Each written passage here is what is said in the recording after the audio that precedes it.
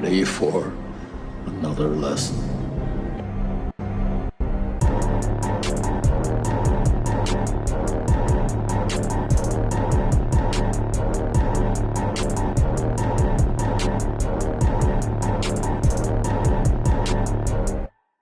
What's up, everybody?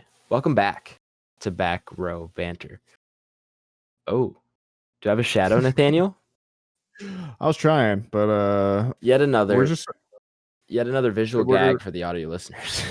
well, you know, we're still establishing the flow now. I mean, Of course. episode like 75, that's when I'll really be able to mirror it well. Okay, sure. Yeah, you were about a second behind. Part of that was probably the Discord delay. Yeah, I blame the internet. Yeah, but this is Back Row Banter, your favorite casual movie talk podcast. I'm your host, casual. I'm your host, Adam Schwartz, and on today's episode, we have two news stories for you. No trailer talk involved with the news, though. News streaming, yikes, man. There's not really much. And then we'll get to what we're watching for the week, and then our main review for the week is going to be Whiplash. I'm excited. I'm very excited. Yeah, you're big on this one. My favorite movie like ever, man.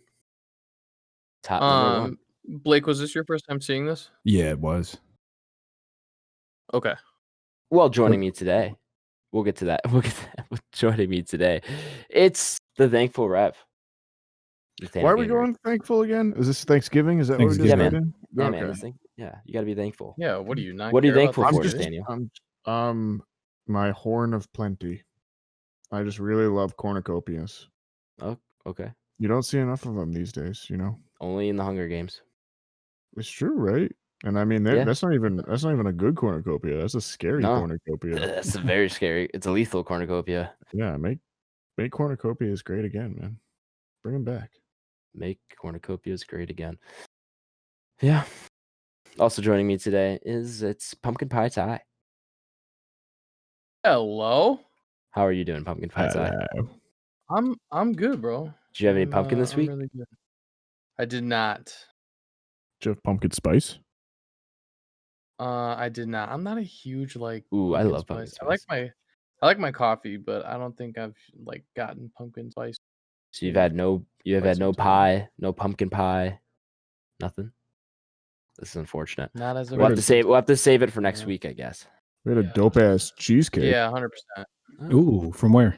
We did have a Homemade crazy or I have no idea. Okay. Yeah, it's no idea. one of our clients at work is a caterer. It's like just one of his side businesses, and this dude Allegedly, it's like a $40 cheesecake. bro, Allegedly. I'm telling you, man, this thing was $40 diabetes worth of cheesecake. It was diabetes on a plate. Dude, yeah. Oh, It was that's good cheesecake if you ask me. Yeah, exactly. Yeah.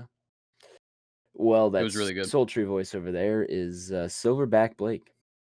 What's going on, man? I thought we were gonna go with Big Cat today, but You know, I had a conversation with one Papa Schwartz, and I think he mistakenly referred to you as Silverback Blake or something like that. And I was like, right. I kind of like We'll that stick too, with it. man. So, Yeah. it's going back and forth. We have options. Silverback, like if you were a fighter, that'd be like a great like. It really nickname. would. Ooh, Yeah, like, so, Blake! yeah. Silverback holder. right. Unfortunately, my side hobby is movie podcasts and not fighting, but we can make it work. Yeah, we'll figure it out. It'll be all right. Yeah, man. Yeah, How's Let me Blake? introduce you. Let me introduce you to Good, all man. your fights. Yeah. Yeah, Nathaniel- I would take that. And yeah, I think Nathaniel would knock that out of the park. As much UFC he watches, I'm sure he's got the voice True. down pat. True. But yeah, my week was pretty good, man. Real busy. Didn't get to watch too much, but it's happy to see another week, man. Gotta course, look at the man. positive things in life. Yeah. Well, let's move on in here to the news. Our first news story: Marvel's WandaVision moves to January 2021. So s- I rewatched the trailer for this because I don't think I'd actually seen it, and I'm pretty excited now. I Mhm. watched the trailer when it came out, and from what I remember, it looked Mhm. pretty good. Yeah. And I'm also kind of excited for it. It looks very that one show Legion-esque in some ways. Okay. Okay. I don't even think I've seen the trailer to this one, to be honest with you guys. Yeah. Well, Blake, do you watch? I know we don't do Star Wars, but do you do like Marvel and stuff like that? Or are you just like, Yeah. Yeah, for the most part. Yeah. I mean, obviously the MCU, I've seen all those movies. I mean, those are commercial successes like crazy. For sure. And critical for a lot of people. Right, for sure. So I've done that. I've seen some of the animated stuff as well as some of them for DC. Oh, yeah. I kind of went like on a college binge. It might have been my sophomore year. And I just went like on a deep binge with one of my roommates and kind of got all the background on those. But I don't think I'm anywhere as versed as you guys are, to be honest with you. I mean, yeah, I think but I think like, are you excited for this? Are you like that level? Like, does this appeal to you at all? For sure. Yeah. I mean, I'll watch it. Like I said, I haven't seen the trailer yet, but I mean, I've seen every Marvel movie though. The only one I have not seen yet, and I hate myself for never watching it, is Captain America. That's the only one I have not seen. First one? OG? Or excuse me, I'm so sorry. Captain Marvel. I have seen Captain America. I actually hate the first Captain America. Maybe hate the strong word. Hate's a strong word. It's not the best. Yeah. Right, but it's just certainly not the best for sure. Yeah. But yeah, I have not seen Captain Winter Marvel. Soldier's significantly better. For sure. Yeah, I would probably go on Winter Soldier. Cap's like critically the best trilogy. Yeah. Yeah. I mean, Winter Soldier's is within the top 3 MCU movies. Well, that's what I'm saying. I think because if you go First Avenger, Winter Soldier, Civil War, I think it's stronger than Iron Man 2, Iron Man 3. Just because if you look at the Thors, it's definitely stronger than the Thors because Thor 1 and 2 are Thor 2 is probably one of the worst of them. I would say Thor 2 is probably the worst Marvel movie. It's down there. Yeah. Probably Incredible Hulk. Yeah, that's what I would say. That one, man. It's fine. It's just nothing. It's fine. Yeah. Exactly. Because Thor, comparing the 3 trilogies because I guess you could say or the Guardians of the Galaxy once their 3rd one comes out, but they've only got 2. True. There's only 3 of them that have 3 trilogies. Yeah, the two Guardians of the Galaxies are great. Yeah. Both of them. Yeah, I'm excited for this. This didn't have a release date before. They just announced this 2021. They initially said December 2020.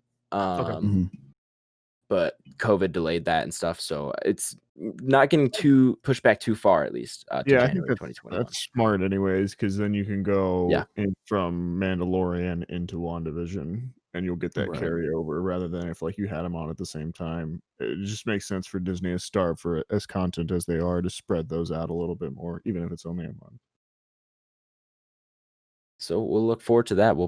I'll probably watch it as I do with Mandalorian. So we'll probably talk about it on the pod when that does eventually come out.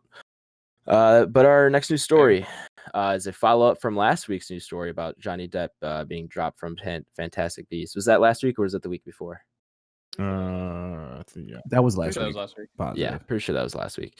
But yeah, so Mads Mikkelsen in early talks to replace Johnny Depp in Fantastic Beasts. So that's a good pretty soon. Yeah, that is a good get. And I think that's a good fit. I think he'll play it differently probably than Depp did. I haven't seen any of them, so I can't tell. But just knowing them as actors, he's a very different actor than Depp. Yeah, I mean, Grindelwald, I guess, is theoretically kind of supposed to be that vaguely European stuff. So maybe this will be like his ultimate form or something like that. And then he can kind of lean into that Danish kind of roots a little bit. That'd be kind of cool. Mikkelsen's great. I mean, he's an awesome actor. He's probably a lot cheaper than Johnny Depp is too. So yeah. But yeah, that's a great choice, I think. And the nice thing is you're in a world where you can do literally anything, so it's not that hard to write it into a story that his like whole appearance changes. It's not like the Terrence Howard into Don Cheadle thing where we just don't acknowledge it. Yeah. That was He evolved. It's funny, yeah. I mean, Don Cheadle is by far the better actor between the two of them, so I was never mad at it. But it was really funny. Yeah. Yeah, we'll see what happens with this. They are in early talks, so this is not confirmed, of course. But I think that would work out well. I'm eventually going to watch the Fantastic Beasts. Who knows when that'll be? But I think Fantastic Beasts needs a new director. not in terms of like the fact that David Yates has done anything bad, but it's just time for new blood. Exactly. It's the same thing. Or see if Carone's still in anything. Bring that guy back. Sure. Bring Carone back again. That'd be fun. I'd love to see just kind of a different take on that, because he's been on it since Order of Phoenix, right? So that's so he had five, 4, 5, 6, 7, 8, 1 and 2. So he's at 6 already. Yeah, and a Tarzan movie in between there. Sure. Yeah, it might be time for some new blood in Harry Potter, but I doubt that's gonna happen. I'm sure he's. Oh no, I think he's like locked up. Yeah. We'll see what they do. Maybe they'll do another series after. You never know. So that's it for news. We got no trailer talk for you this week. We'll get to the new to streaming. There's really nothing special here. Watch the WandaVision trailer. Everyone go watch that. Yeah, sure. Yeah, we could have added that. Try to pull that up today. Sure. To Netflix, V for Vendetta, which was I'm pretty sure already on there or was on there very recently because I know I saw it. So this is probably just a renewal of rights or whatever. They're probably just refreshing it. That's my guess. And then Amazon Prime, Hulu, HBO Max didn't really have anything for you. Or at least nothing I saw worth checking out. So Disney Plus, you have Lego Star Wars Holiday Special. I saw that and was too intrigued to not put it on the list. And The Mandalorian Chapter 12. So 4th episode in season 2. Which we can just go into right now. I guess we can transition to what we're watching. But I've caught up with Mandalorian. I've watched all 3 episodes. See, Tyler and I are 1 behind now. Oh man, we're bad. So, I think I'm actually just going to watch I think I'm actually just going to watch the Lego Star Wars Holiday Special and just get all the Star Wars information I need. You probably don't have it. Blake, I think that's a great idea. You don't really have context for that, do you, Blake? No. The Star Wars holiday specials were like this famously kind of derided episode in Star Wars history where like a coked out George Lucas decided to do a family special outside of the Star Wars like canon. And you can just see like Mark is it Mark? Yeah, Mark Hamill. Mark Hamill had just been into this horrific automobile accident, so he's like covered in like inch thick grease paint. Like Carrie Fisher and Harrison Ford are both drunk out of their minds. Everyone's like talking about like the whole thing centers around trying to get Chewbacca back to his family. It's just an insane piece in Star Wars history. Right. So now they're trying to bring that back, I guess, in the Star Wars in Lego form. In Lego form, yeah.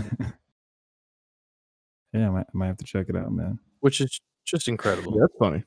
I love the Lego movies, man. Yeah, I mean, the games are pretty good. I like the games. I like the games too. I actually played the Lord of the Rings one for a long time. Harry Potter Star Wars one's a lot. The Harry Potter one I have played a little bit of, but the Star Wars ones are where it hits home for me. But Mandalorian, you guys said so. You guys haven't watched episode 3? No, but we've seen 1 and 2, so we can talk about those 2 if you want. Yeah, I'm liking it. Debut our new segment. I'm liking the season a lot. So far, I'm just curious to see where they take it. But I'm liking everything I've seen so far. I think the episodes are. I think you're right, Nathaniel. There are some odd choices in writing. But the action is great. The CGI and special effects, everything's been way better than last season. Everything feels a little bit more scaled up, and that's what Star Wars is they play a lot with scale. So when you have that to play with, it feels a lot better, a lot more like Star Wars. So I've been liking it a lot. Pedro Pascal, can't see his face, but is still doing a pretty good job as far as his voice stuff. I love his voice. I love it too. And Baby Yoda, of course, is still the best thing ever. I'll fucking do anything for that thing, I swear. All right, so we've been toying around with our new segment, which is basically, if you haven't been listening, Blake has not seen any Star Wars movies and doesn't really care about Star Wars. Actually, I've seen one, but it's like of like the newer. Okay. The newer 3. When was it like Rogue One or something like that too? It was like a spinoff anyway. It was like, I don't know. It might have been like 2016 or 2017. Do you remember the plot? Oh, I remember at the end, the original Luke Skywalker's there, and I was like, that's got to be the original guy. All right. So you and my friend told me Awakens. yes. Potentially, I couldn't tell you what the name of the where she's walking up like the mountain and then she hands him the lightsaber and then he's not in it except for like the final bit, right? Yeah, correct. Yeah. So that's Force Awakens. Yeah. What we're watching, guys. Nathaniel and Ty. What were you guys been up to this week? We didn't watch a whole lot of new stuff. I've been reading a lot, rather than watching a bunch of stuff, really. Yeah. As this was the year for anime for me, last year was the year for manga for me. So I'm up to date on One Piece, all 900 issues of it. So I'm reading that week to week. But I had to I needed to catch up on that. And then I got up to where we are in the show and in the My Hero manga as well. And then I started its spin-off Vigilantes. And then I also started Yu-Gi-Oh, which is way different from the actual show. Where's that streaming? Is that I'm sure you could find that. But no, this is all these are all on the Shonen Jump app. So I'm sorry. Yeah, so for a second I thought you were talking about, I got it mixed up because you're talking about My Hero and what you're watching, and I thought you were saying you started Yu-Gi-Oh. So all of those things I've read. Gotcha. This week, because I didn't watch a ton of stuff. But yeah, so you can, I think Yu-Gi-Oh's on one of the streaming networks if you wanted to watch that again. But you can if you have any interest in like reading all that stuff, because it's so much faster to read it and get caught up than it is to watch it. I think the Shonen Jump app is $2 or $3 a month, and you get access to all of their stuff. So it's really a good deal if you have any interest in that at all. But what else have we been watching? Most of the stuff we've actually been watching together. I was just gonna say. We got back into My Hero. Yeah, we picked up a Funimation subscription too, so we can now catch up to My Hero currently, and then Leah, Tyler's girlfriend, has decided that we're gonna watch the last 2 Avengers movies. So we're gonna we started with Infinity War this week. I'm sure Tyler will talk more about that. I feel like there's something else that we watched too. Did we watch more Blood of Zeus? We did watch more Blood of Zeus. Yeah. So we're kind of working our way through that. That's definitely been fun and interesting. I don't know. Like I've been in a weird mood lately. I haven't been watching a ton of movies really. I think we pushed really hard through October, so I'm taking a little bit of a break, a little more. Yeah. Gotcha. Another thing I've been watching, and I can recommend this. I guess this is a good spot for it, but I follow this account on Twitter called Arcolect, and I've been waiting for a few weeks to find a good spot to put this in. Since I didn't watch much this week, this is a good spot for this. But it's called Arcolect. It's spelled ARCHILLECT, and all it is like an aesthetics account. It just tweets pictures, and they're all kind of very similar to one another, but every now and then it will tweet out like a woman in a bra, or like like a shirtless male model, and then like everyone automatically subtweets it and just is like, Arcolect is horny again. Arcolect is horny again. But they don't realize, and like there's memes underneath it too, like they have like a whole bunch of different Arcolect is horny again memes. And so, but I don't think what people realize is that Arcolect is a bot. And so she just tweets like random things, and it tweets when you interact with her. That's what it takes its data off of, and then finds more images like that. So every time anyone is tweeting that Arcolect is horny again, they're just reinsuring that more horny images will show up. So now there's like a counterculture underneath of people tweeting at the people that tweet that Arcolect is horny again, and it's a very fascinating little microcosm that I've found myself in now. But the actual account's really good too. So if you're ever interested or you need inspiration, it's kind of there to just be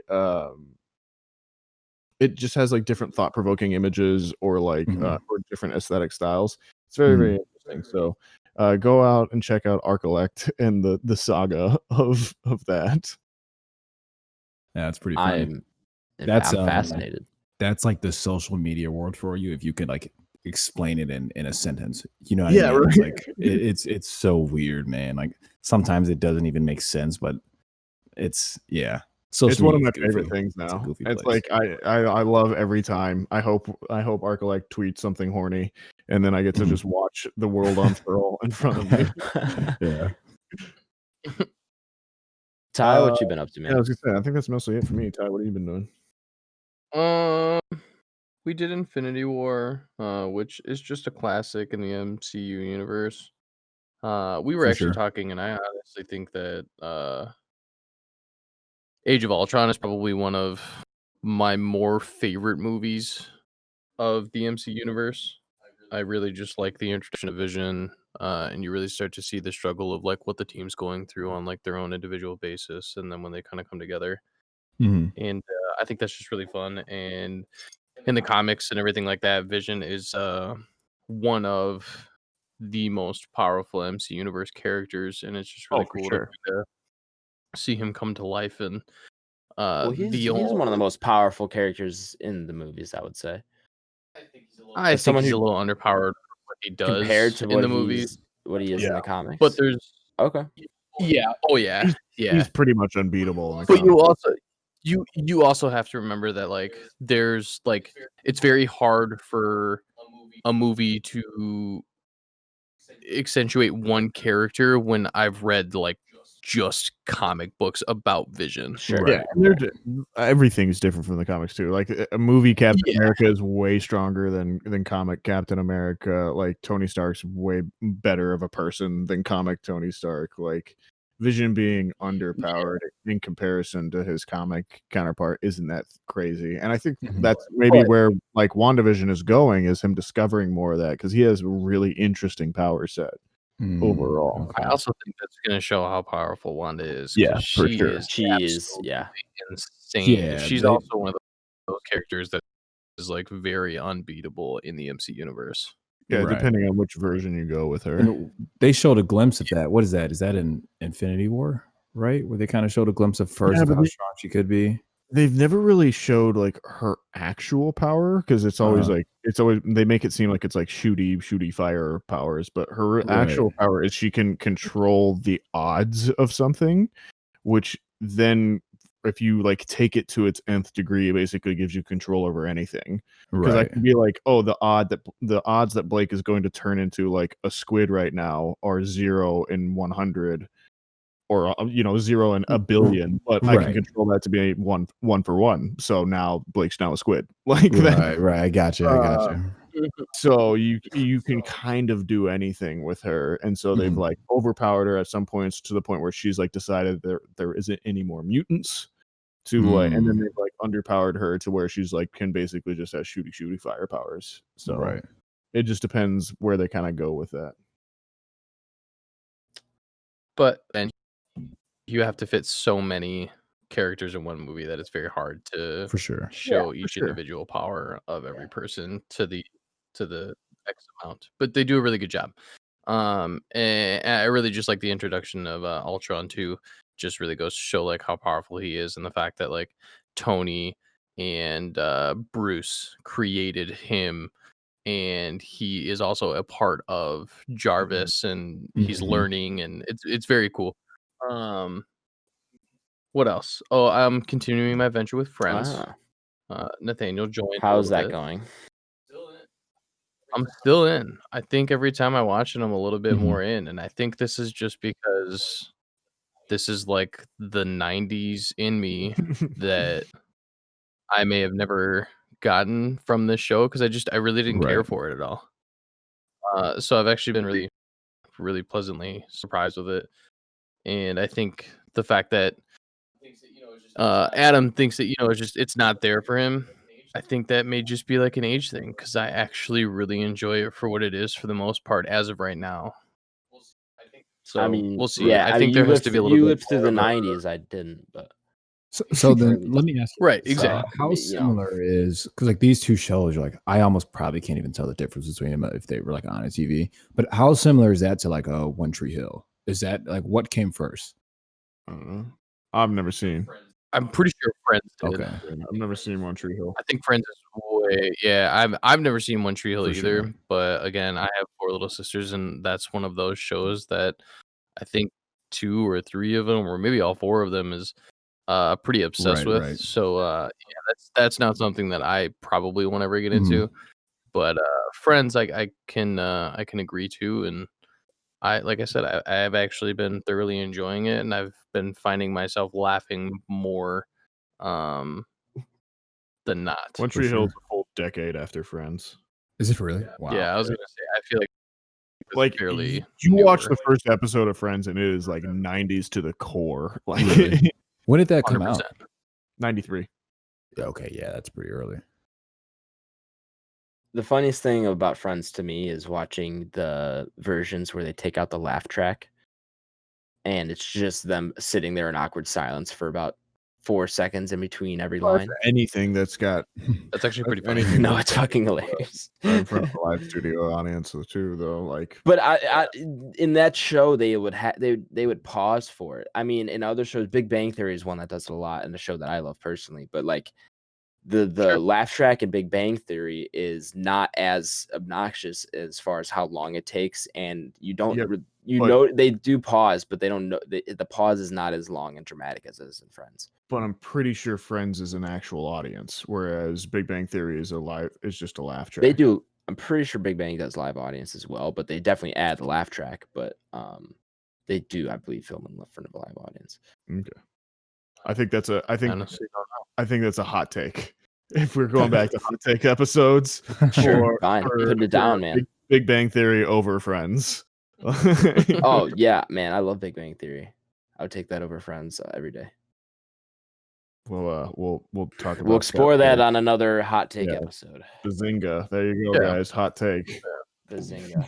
But yeah, Infinity War's been great, and I'm really excited to watch Endgame with her, just because she hasn't experienced it with me, and Right. everybody knows that I'm a pretty big nerd, so sure. I'm pretty excited for that. And then I got my Xbox. Series X. Congrats. This is where we pause for claps. Yeah, congrats on that.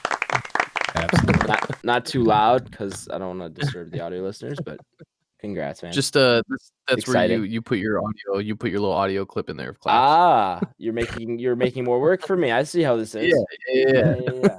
Well, if we had a live studio audience, we'd be able to Just let them clap. pause. But honestly, I've been playing a lot of Assassin's Creed Valhalla, and I'm obsessed. I think it's so great, and it looks so good on the TV. It's been a while since I've played a game on a TV, since I've got like my monitor and everything like that, and I rarely a little game bit on more. my TV too. It's more monitor for sure. Yep. But this is definitely probably driving me to end up getting like dual 4K monitors at some point. So we'll see where that venture takes me. Somewhere OLED down the monitors. road. I'm waiting for the Yeah. OLED 4Ks. Yeah, man. Oh, is that They're a just thing? Are gonna they be doing that? so Oh, I'm expensive. sure it will become a thing Oh, eventually. Yeah, that sounds crazy expensive. Oh, I mean, you yeah, look at but any you imagine? 24-inch, 27-inch 4K monitor right now by itself, and it's already $400 or $500 a Right. pop. So if I'm buying two, I'm looking anywhere Yeah, from and $800 to $1,000, and then you're gonna throw in a 27-inch OLED 4K monitor that's like a native 240 hertz, and it's gonna end up being like $1,000 per monitor. Yep. yeah, man, I'm in. I'd rather buy We need some sponsors, 65 man. We need some sponsors. We need to make some revenue. I need to buy LG, if these. you want, we'll be open. So yeah, it's obviously a game, and everybody that listens to this knows that I'm a big gamer, but it's very picturesque. For sure. It's got really great cutscenes. The graphics are absolutely phenomenal. So yeah, I've been playing that a lot. So other than that, that's really all I got. For sure. Yeah, I'm actually a pretty big fan of the Assassin's Creed. The only one I haven't played is the last one. I haven't played Odyssey. So yeah, I think when I get the new system, I'm definitely going to pick up the new one. And that's a pretty cool time period in general. You know what I mean? Where a lot of games don't really explore Oh, that. I love the Viking That's kinda time dope. period. Big fan. Yeah, but I guess I'll go ahead and kind of clean it up then in terms of what we're watching. Well, actually, Adam's after me, so I'll just go ahead and do my turn. No, you Yeah, clean it up. Pretty busy. Yeah, I was like, I'll just do it, and then Adam's just not gonna have anything to say about it. Or Adam, just text him what you're watching, and he'll just say it for you. No, I think we're okay. You and I have been a mess so far, so Blake's gonna clean this shit up. We're gonna get it. Yeah, I'll try. That's big shoes to fill. But yeah, nonetheless, man, I watched a few things. Kind of been following up on the Chappelle Show a little bit. That's like my late night joint, just kind of some comedy. As I said last time, those skits are kind of hit or miss, but the ones that are hilarious like still hold true to this day. Sure. So they actually had one on there recently. I forgot it had to do with like police brutality, and it was actually really funny considering they made that episode like 20 years ago. And it's still pretty relevant to this day. Yeah, but that's usually something I just put on late night. Outside of that, I did watch 3 movies. Ironically, I did watch Infinity War and Endgame. I actually watched that with my dad. Yeah, and it was actually more of him watching, and I just kind of like sat down and was like, okay. And we watched. I walked in on Infinity War, on the Spider-Man on the basically in the spaceship. Then he kind of brings up like the pop culture reference of aliens. That's the first thing I saw, and I couldn't walk away after that. And I watched the whole movie after that. Yep. And that's You said that was your dad that was watching it? Yeah. So then I just ended up sitting down and watched the whole thing. Then after that, we popped on Endgame and watched that. And that's actually the first time I've watched Endgame, I think, since it came out. Like, I don't think I rewatched that one in theaters. So I think I only saw it one time. I almost had a heart attack. Yeah, that's a... You paused for dramatic effect. You're saying that's the first time you watched it. I was like, wait. Oh, no. Yeah, I saw it in theaters, but I didn't rewatch it in theaters. Where Infinity War, I think I saw it about 3 times in theaters. I think Infinity War is probably the better movie of the two. Yeah, I would agree. I mean, I would agree for sure. I felt like I kind of said that originally, not taking away your point away, but just to my friends when they originally came out, and people were like, "Man, I don't know, man. Endgame's much better." Yada yada yada. But I think for what it is, I think for a standalone film, I think Infinity War. Films always have a bit of an advantage too when they're just allowed to be the one where everything goes wrong. Like it's the famous Empire Strikes Back theory, the one where you're allowed to screw everything up and not resolve everything ends up kind of being the best one because you have the experience of the characters already overcoming something. But in the second one, you get to allow them to just be themselves more, and then for sure they inevitably fuck it up. So that's, I think, why some people just feel that way in some ways. But yeah. I think Infinity War kind of fits that in a lot.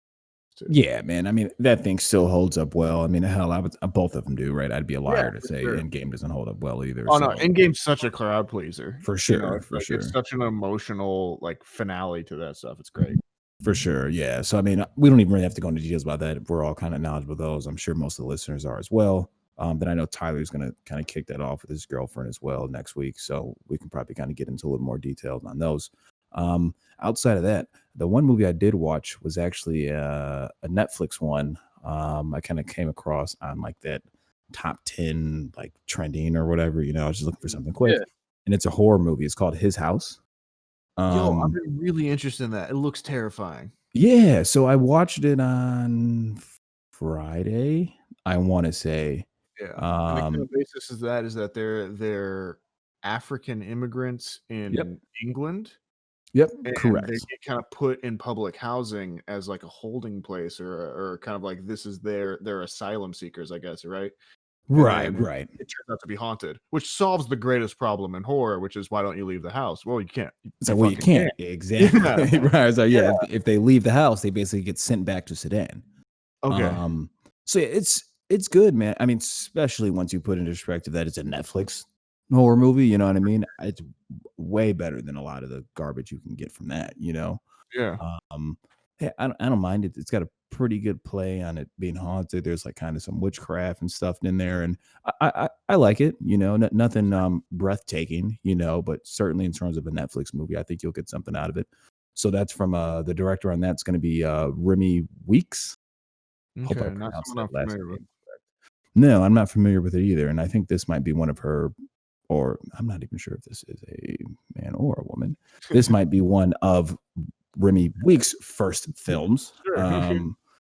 So yeah, they don't really have anything on IMDb, but it's pretty good. It's like you said, it's a predominantly African American cast. Well, this is predominantly African cast, black cast.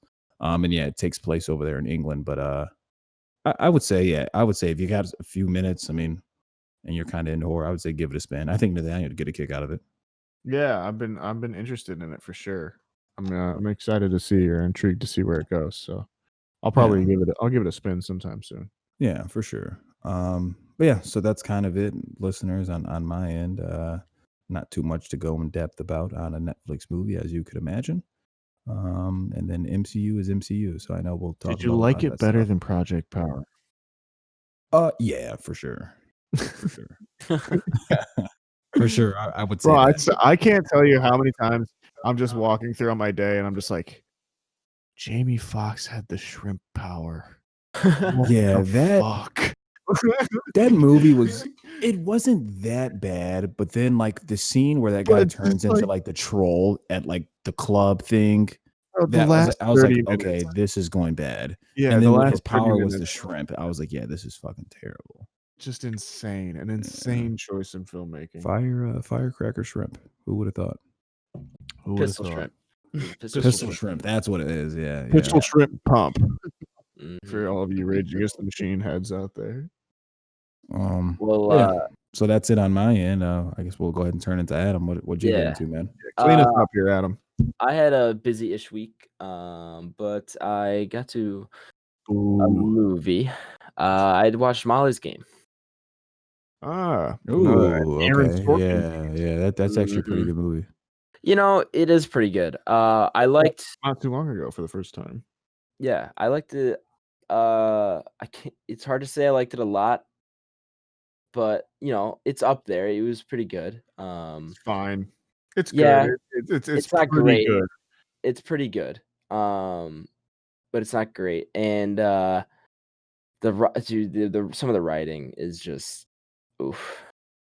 Huh? Some of the writing, yeah. The end scene doesn't do it for me. A lot of it's very, very on the nose and just not. Remember how it ends. Not great. Yeah, I had some issues with it, but overall very intrigued. And I learned that Michael Cera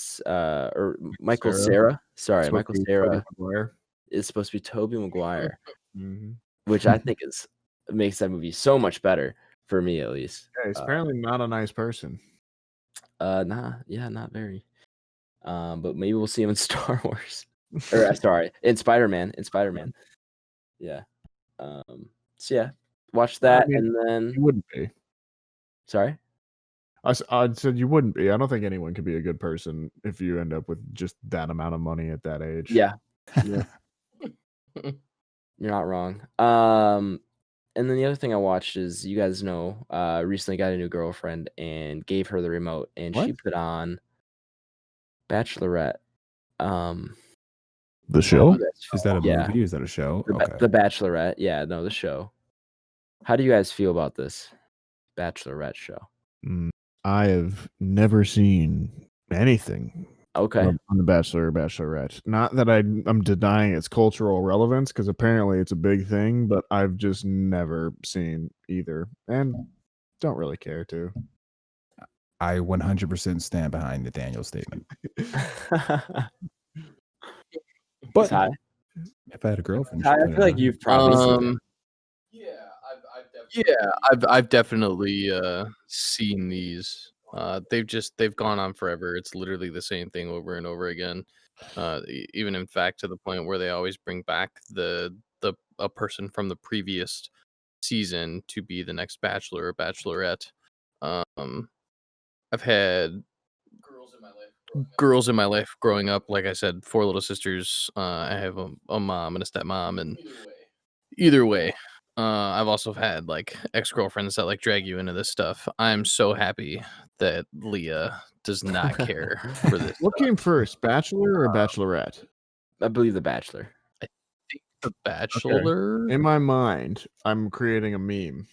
And you know the meme where it's Michael Fassbender as Magneto, and it's like, show me the real blah blah blah.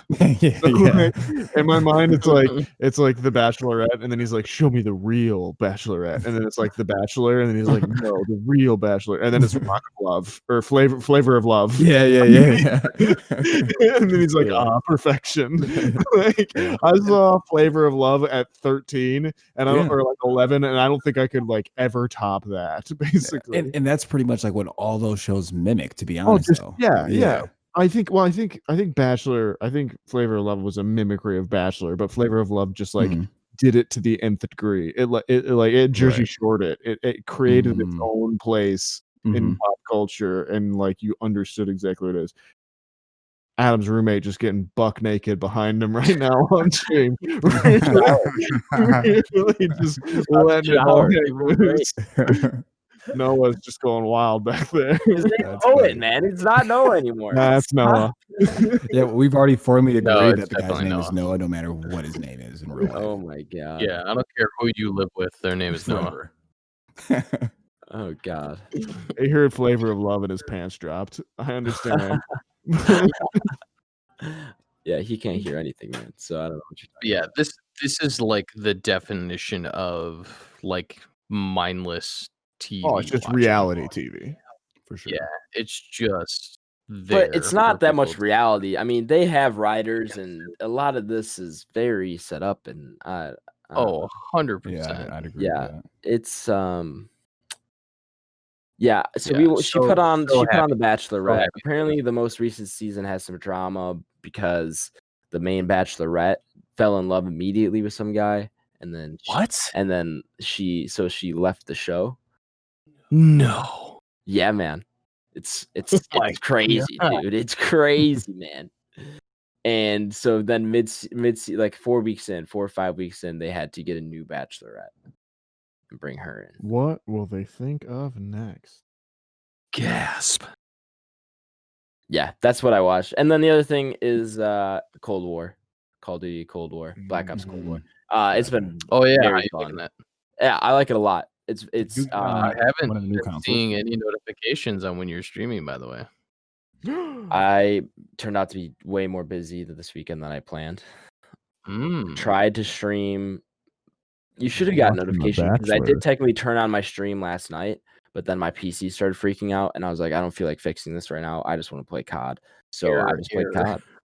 Yeah, it kept crashing. It was weird. So I just said I'm not dealing with this right now, and I just played Call of Duty instead. Did you get one of the new consoles, Adam, or you still on Xbox, or are you playing on PC? I'm playing on my PC just because I just spent a lot of money on this over the summer, so I'm gonna hold off on the consoles because all the games I want to play are on my PC, and then I just want the exclusives on PlayStation. So I'll probably get that before I get the Series X. Actually, I think I'm right with you. Even though I'm man. more of an Xbox guy. Yeah, I'm with you on that. I've already kind of made up. I think my first. Well, it makes sense for you. Purchase is gonna be PS5. Yeah, I'll probably get a PS5 too, the digital version. Mhm. The you not getting an Xbox just makes sense because everything that you can find on You can get on Xbox, you can PC. find on your Exactly. PC. So right now there's not a lot of use for me, and I still have my Xbox One X, which is running fine. I'm sure you can get better graphics on the Series X, but like it still runs the games pretty well, and it's not as clunky. You need the most optimal settings for it to like honestly make a huge difference. So yeah. That's right, ladies and gentlemen. That fresh crack you just heard was Goose Island Next Coast IPA, our sponsor this week. We get a little buck wild on here. Oh boy. That's right. We're back, babies. Tipsy All right. episodes for the gang. Oh no. Oh no. All right. Well, let's get into our main segment here because that's all I've been watching. But Whiplash. I'm excited for this. now Nathaniel, why don't you give the listeners here who have never listened to a Back Row Banter episode, or maybe are just forgot, maybe they just forgot, a little rundown of our review segment. Yeah, folks, if you recently had some sort of traumatic brain injury and forgot how the review section works, let me break it down for you. Or if you're new, Or if you knew, yeah. A, our thoughts are with you. Some prayers too, but also mainly thoughts. But B, Absolutely. let me break it down for you here. Nathaniel, So prayers. Yeah, big on prayers. So basically what we do here on Back Row Banter is we're going to break down our review into two big segments, excuse me. The first segment is going to be spoiler free. Second half, we're going to spoil the shit out of it. So if you are new to the podcast, basically the first segment, how it works is like this. We're going to go on to IMDb. We're going to pull up the movie that we're talking about. This week it's Whiplash. We're going to give you a little bit of background, you know, when it came out, who made it, who stars in it, any kind of relevant info on there. Then we're going to give you the IMDb summary. These are notoriously short. They've been better in past few weeks, though. They have been. Haven't been haven't been quite as bad. So we'll go over there, and then we'll go around the kind of metaphorical circle here and give everyone's kind of first reactions, recommendations. You know, did we like the movie? And then we'll all come to an agreement, or excuse me, each one of us will come to a decision whether we would recommend this movie for you or not, because it has to be a binary choice, as there is no nuance on the internet. And then from then on, it's going to be spoilers. So if you want to get through it without knowing anything about the movie or anything like that, that's the time to check out. We'll bring you back in a little bit later. But from then on, we'll go around again. If there's any big plot summary or plot spoilers or craziness, we'll kind of go over it there. And then we'll each dive a little bit deeper into the movie on there, give our more full thoughts. And then we'll welcome everyone back. Anyone who missed that time, they'll be welcomed to join us back and see where this guy ranks on our entry list. And then we'll vamoose on out of here and keep it going. Fantastic, Nathaniel. Let's do it. Yeah, that was like a minute uninterrupted there, but we'll figure it out. Hey. It was good, though. It was good. Well, I'm going to throw it right back to you. Why don't you give us our IMDb summary here? Well, I thank you very much. Well, let me pull it up on IMDb, the number one go-to source for all our information. So Whiplash, I don't know if you knew this, but it actually started as a short film. I did know that. Because Damien Chazelle, the director, couldn't get it financed. So he actually, I think, have you seen it, the short film? I've not seen the short film, no, but I did know think it's mostly the first class. But it's very, very good. Sorry, I was taking a nice sip of Next Coast IPA. Oh God, we're not sponsored, man. I'm not even 21. Like, I don't even think they can sponsor us. A delicious beer that is absolute gasoline at 7% alcohol. Yeah, but if you're in for a fruity West Coast IPA, do recommend. I was gonna say, is this the citrusy one that I took a sip of the other night? It's my favorite beer, quickly becoming. It's good, and I'm not an IPA fan. Yeah, it's an incredible beer. Way to go, Goose Island. You've outdone yourself again. But anyways, this is Whiplash. Came out 2014. Damien Chazelle on the helm. This is his first mainstream film, first feature film, I should say. He is both a writer and director. I think he has now become the youngest writer-director, best Oscar winner with La La Land. He was the youngest director to win an Oscar for best. Yeah, so he's I think he's my age, so he's 28, 27, 28, somewhere in there. Maybe a little older. No, I think he's a little older than that. I think he's I think he was 30 when he won it. Okay, yeah. Let me see if I can find his age. He's 35 right now. Okay, so he's a little older. But yeah, stars Miles Teller as the main character. What is his name on here? We got to pull it up. Andrew Neiman. Andrew Neiman, or Neiman as he says, and then is referred to as Neiman the rest of the film. J.K. Simmons as his teacher Fletcher. He was definitely the one that you all remember because he got a ton. He won the Oscar, including winning the Oscar. Absolutely. And then Paul Reiser as Andrew's father, Jim Neiman, and Melissa Benoist, aka Supergirl herself, as the love interest, quote unquote, Nicole. But the story goes as such, as we've kind of also referenced, this film was very critically well received. Is that a word? Is that received. How you say that? Critically well received. Thank you. It's the Goose Island talking now. Next Coast, baby. Yeah. And did go on to launch Chazelle's career for sure, and he followed it up with La La Land. So, the IMDb summary goes thusly. A promising young drummer enrolls at a cutthroat music conservatory where his dreams of greatness are mentored by an instructor who will stop at nothing to realize a student's potential. Okay. So there you go. Not the best IMDb summary, but it's up there. I think it's good. I think it gives you a little bit of intrigue. It gives you some intrigue as well. But it is kind of what it says on its face. For context, Aish, this is one of your favorite films. I knew of this film's popularity and this film's significance, but I had not seen the trailer for this. I hadn't seen the This is your first time watching? I hadn't seen any clips from this at all. I wanted to go in as kind of pure as I possibly could. Was this all of your first times watching? Yes. Oh, yep. Okay. I did not know that. Yeah, it's another what was it? Blind spotting. Yeah, blind spotting situation. Which I think Daveed Diggs, by the way, is in talks to do something interesting, or in starring in something interesting. Good, because he's great. Yeah, he's great. He should be in more things. I agree. What was it? I don't remember. We'll talk. We'll bring it up. We're talking about it again later. But anyways, so yeah, Whiplash. What are you guys' first thoughts? Any kind of initial comments? I know maybe Aish will go last, but we'll kind of that's what I was thinking. Go around the corner.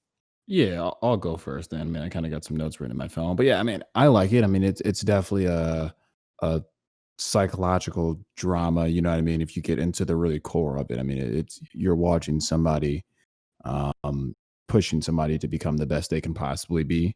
You know what I mean? I mean, it's kind of eerily similar to how when we talked about that Michael Jordan doc, and it's kind of like, well, yeah, this guy's a psychopath, you know, to be that good at something.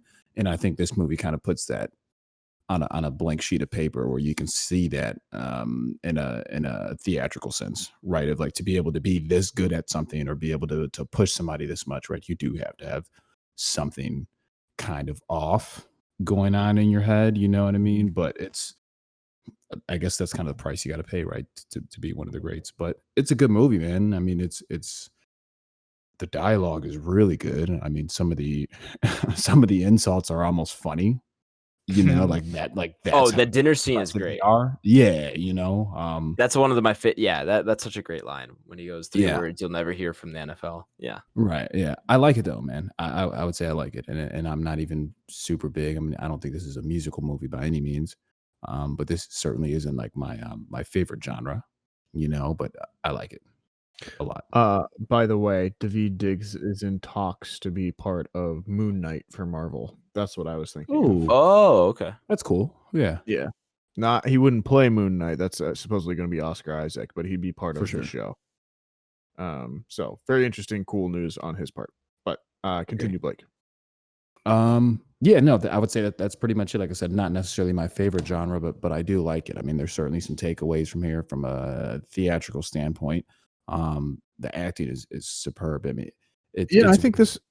Go ahead. This tiptoes into thriller horror in some areas too. In some parts, yeah. It definitely walks that line. It can be a little unsettling and very intense. Confrontational. Especially your first time watching it. At this point, for me, because I've watched it so many times, it's not that. But I do remember my first time watching it being very intense. Oh yeah, absolutely. The scenes right where it's just kind of the entire band there, and Fletcher's just like ripping a new asshole, just berating him. Oh yeah, you know what I mean. It's like, wow, that's rough, and nobody cares to stand up to say anything because that's just how strong of a presence he has, you know. Because then that fire gets directed at you. Exactly. It doesn't.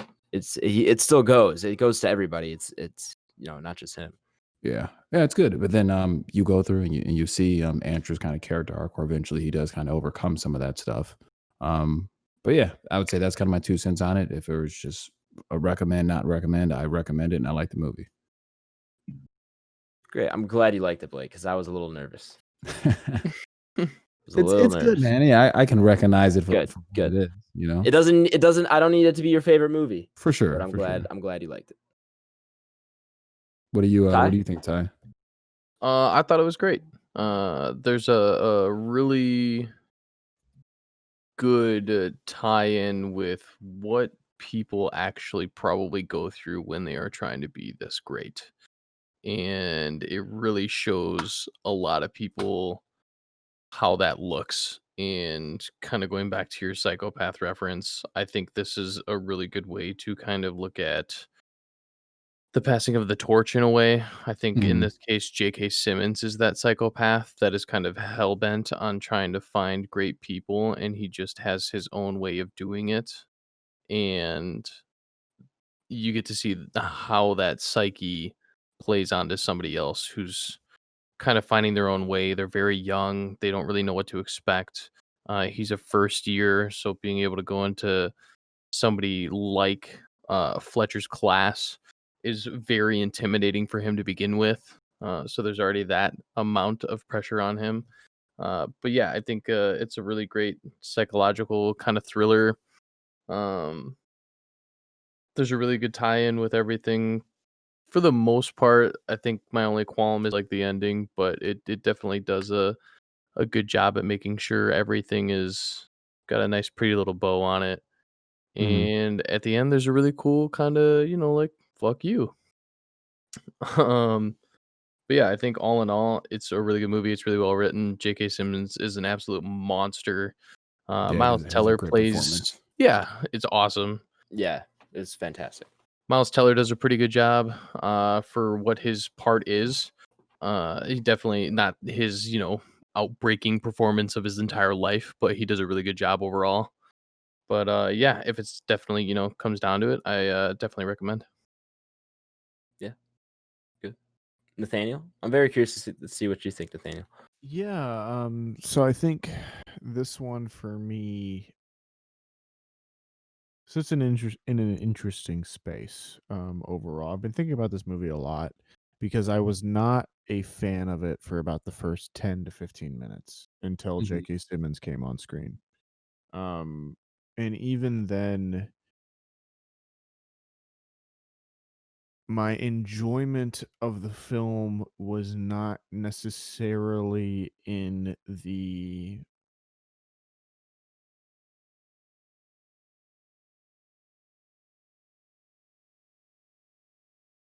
premise. I don't know, because it's written very smartly and it's written really well and it's directed well too. It's shot well, but there's also a part of it that is just like, to me, it feels a little indulgent, I guess, is maybe my takeaway from it. It like, I understand where the director is coming from, and I understand and I find the Simmons character fascinating as well as that. But I think it's the Miles Teller character for me just drops it. I need another latch into that, something else that I can dig into for him, because I've seen House. I know what the asshole character is like, and that kind of singular drive, and I it might have something a little bit more to do with the fact that it is jazz too, and it's two white guys talking about jazz. Like, as like kind of as basic of a take as that is, it's something to do with kind of like this weird, not necessarily ownership, but like the desire of Miles Teller thing, and then going into La La Land too. I just like that makes me feel a little bit funky about that, as both of those films have been heavily criticized. Well, particularly La La Land for its own kind of like race depictions and that kind of thing. But there is something there, I think, for me. That being said, as a film, and as an example of film, this is an excellent example of how film can function as an art form, because almost immediately I felt myself kind of taken as soon as J.K. Simmons comes on screen. I felt myself being drawn into this, and where I just kind of forgot all of that and just kind of rolled with it. But that being said, I do feel like there was an extra level that I found difficult to inhabit or difficult to kind of really make me fall in love with this movie in some ways. It came out the same year as Birdman, which I think travels a lot of similar. It came out the same year as a lot of good movies. I remember it being a very 2014 was an absolute murderer's row. Oscars in 2014. Yeah, 2014 was a murderer's row of movies, but I think it the same year as Birdman, it had some similar themes in there, and that you could almost read Birdman as like the kind of end of the Miles Teller character if you wanted to, or silly similar ideas, I want to say. That being said, I think I prefer that film overall. However, as a first film, as a writing exercise, this is an excellent first of it. I think Chazelle is a great writer. I would like to see him open his scope a little bit, because I think so far he's been very kind of narrowed into. Well, he did First Man. Yeah, but I mean, adaptation's a whole nother bag of tricks, anyways. And I haven't seen First Man. But First Man definitely opens up the scale if that's what you're worried about.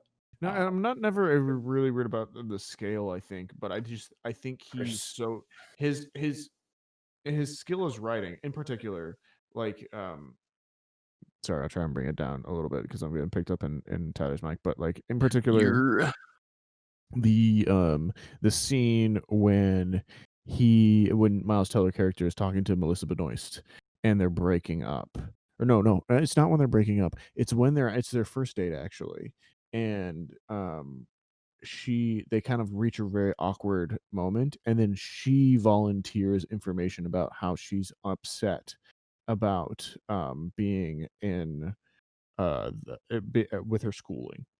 And that is an excellent source of writing that for me, because the allowing the characters to pause and then allowing her to be the one to volunteer the information automatically backs up everything that she's been saying so far. You're now seeing the character act how she said she's going to act, which in and of itself builds our trust in the character, builds the world a little bit more, has a profound effect on it as a story, so that you're not only ever getting the main character's point of view, and it's not always like the main character is providing all of the action.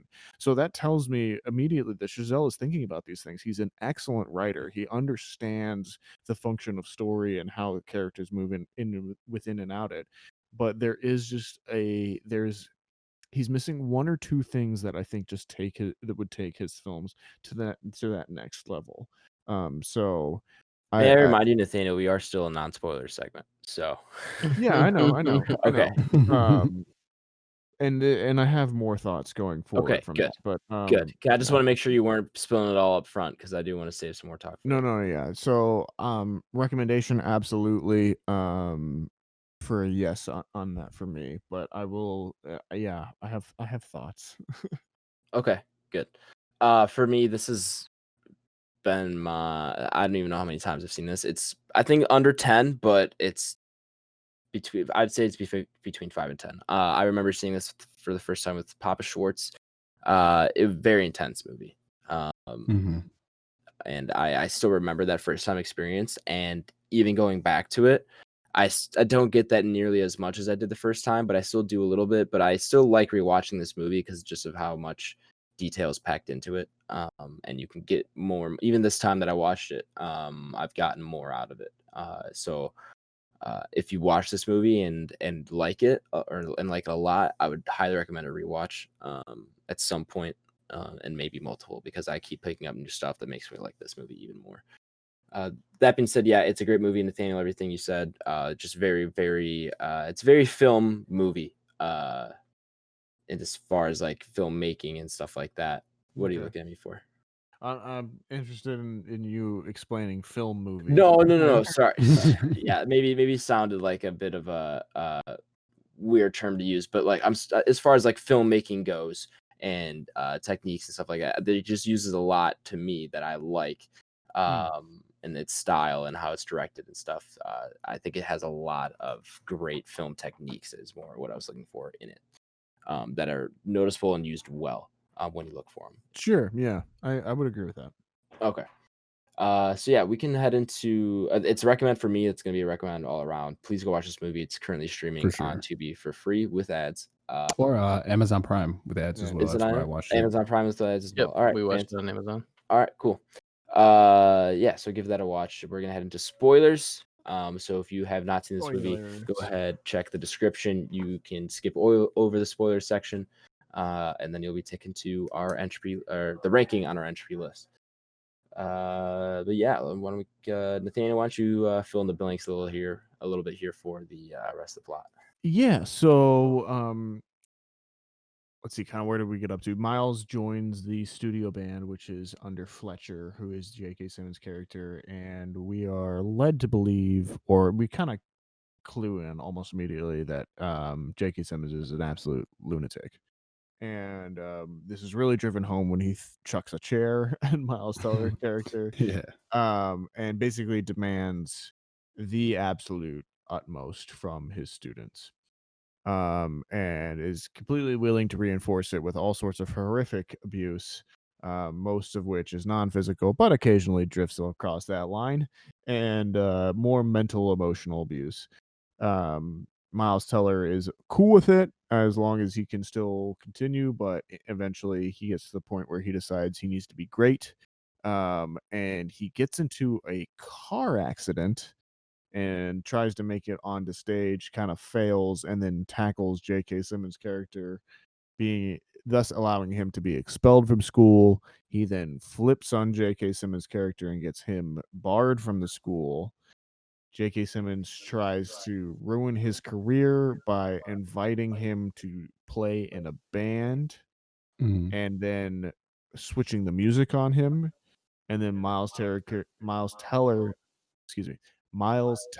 character, Andrew, then decides to play the final two pieces back to back, drummed or abridged by a 5-minute drum solo, and in doing so creates an aura of mystique or significance around himself and what he and J.K. Simmons create together. At least that's how I read it. I'd be interested. I like that. Yeah, point of view and I can get into the ending because I've seen it so many times, and like I said, I've picked more and more stuff up that I would like to at least share what I interpret that ending to be. Yeah. So, but yeah, we can go back around same way. Blake, any spoiler thoughts you want to give here? Yeah, I mean, I think I'm just gonna kind of run with what I was saying last time. I mean, I genuinely like it. I mean, I think that the takeaway on this, like I said earlier, is certainly just the psychological aspect of trying to bring greatness out of somebody.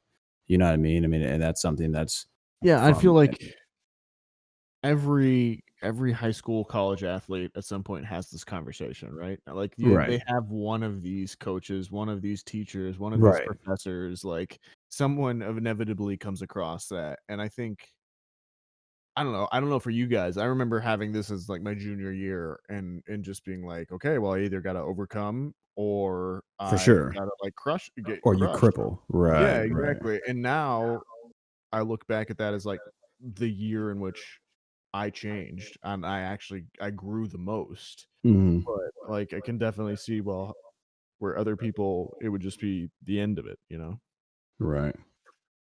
But yeah, I mean, I think, and to be able to see that character arc where eventually it kind of flips to him and he almost realizes like I almost have to match his energy, right, or match his aggressiveness, right? That's the only way you can almost all his audacity, really. Right. Otherwise, you're never going to get across it. You're never going to get across to this guy. You know what I mean? It's like speaking to a brick wall. Then once he kind of breaks that barrier, then you can see he's able to. You can see Fletcher is almost able to appreciate him and understand him. You know what I mean? For being like, okay, you actually are kind of standing up for something. You're not just kind of crippling like everybody else does. That's why I can pick on everybody else. You know what I mean? Because no one has like the courage or like the self-pride to stand up. You know what I mean? Which is tough at all times. I mean, I think there's plenty of positions where in a realistic setting where people have been like, hey, maybe I should have stood up and said something, right? Where they necessarily didn't, because the easy thing to do is to not say something, you know? But yeah, this movie has a lot of messages, man. It's really good. Yeah. Ty? I think a lot of my points were just basically the biggest thing is like the overall psyche of somebody that's going through all this, and it really shows because and it even shows a little bit more when he's talking about his student that passed away, and he tells the class that it was in a car accident, and then later you find out the kid committed suicide. And then the school tries to prove that it was in fact J.K. Simmons that led him to that suicide, just because of the way that he teaches and the way that he likes to try and push a certain person to their absolute to make sure that they do want to be great. So I think that just really plays a lot into the psyche, and I think a lot of people do go through this, regardless of whether it's a sport or a profession or maybe your parents put you through something like this. But I think a lot of people do go through this. It might not be at this level or to this extreme, but I remember like playing football as a kid, like pee-wee football. And back in the day, it was just okay for your coaches to For sure. literally yell at you until the point that you are crying. Yep. Right. And it makes you it really does. It makes you want to either be great and continue and go on with practice, or it makes you want to sit on the sidelines and pout for the rest of the time. Right. And so, yeah, I can definitely see that in a lot of people, and myself included. I was, that kid who got yelled at when he did something wrong on the football field, and you wipe your tears off and you go do it again until you get it right. And by no means am I, doing a practice tryout for the Bears, Blake. But yeah, it's a wild take on what people go through, and I think it's really important to see people go through that. But yeah, I think J.K. Simmons does an awesome job. It's an incredibly powerful performance from him. I think my favorite line is probably when he says "good job" is like the most detrimental two words to the human society that has There ever been are created. no two words more harmful than in the English language. Yep. And right. I mean, Joe and I were talking about this because Joe's never seen this, and he's like, "Did you like it?" And I was like, "Man, like it that probably has stuck with me the most. That this movie has really kind of brought to Yeah, when I first everything." watched it too, I remember that line sticking in my head. And it's so true. I could literally sit there and tell, somebody they did a good job, and it was just, mediocre at best. But you're trying to drive through positivity versus just saying, get up off your ass, do better, or go away. And it's really, really great. I think I said my only qualm was with the ending. It leaves you to maybe think about everything that could have happened, or what may happen. I think the love interest in this is only there to see what Miles Teller's mindset is going through. Like, if I'm gonna be great, I can't be wrapped up in a girl For sure. or a relationship. And then he calls her back, which I don't get. If that's the point of him saying I don't need to be involved in a relationship because I want to be great, then there's really no point in calling her back and knowing that she has a boyfriend and then telling her to come to the show, and then you don't even see if like that love interest even has anything to do with it at the end. Just don't call her back. Just leave her out of the movie after that. But other than that, that's like really being really nitpicky. Everything else about this movie was really, really, really great. And yeah, I think that's really kind of my biggest things.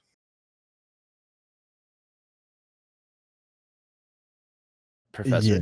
Yeah. No, I It's do drunk professor right now. Oh man. Nah, we're not drunk. Right. I do disagree with Tyler a little bit. I think the calling her back sets up that like, yeah, he fucking sucks now.